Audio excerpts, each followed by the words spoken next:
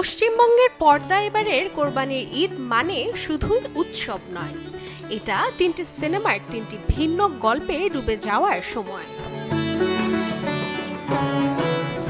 প্রেম, পারিবারিক টানাপোড়েন আর রহস্য, এই ঈদে বক্স অফিস দখল করতে আসছে রাজ, বাৎসরিক আর চাবিওয়ালা।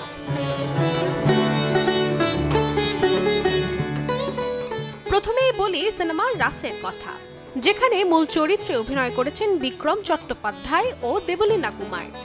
একটি সম্পর্কের ভেতরে টানাপোড়েন, বিশ্বাস আর আবেগের খেলা এই গল্পে দেখানো হয়েছে। প্রেম শুধু রঙিন নয়, এটি প্রশ্নবিদ্ধ। এ তালিকায় এরপর রয়েছে ছবি বাৎসরিক, যেখানে মুখ্য চরিত্রে শতাব্দী রায় ও রীতাভরী চক্রবর্তী।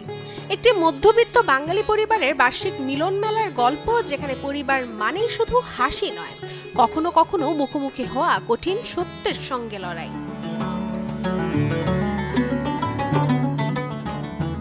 অবশেষে তালিকার শেষ সিনেমাটি হচ্ছে চাবিওয়ালা।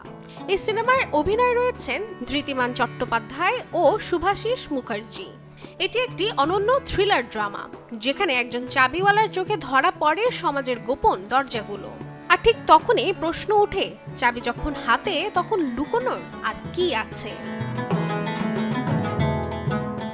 Desk report, channel 24।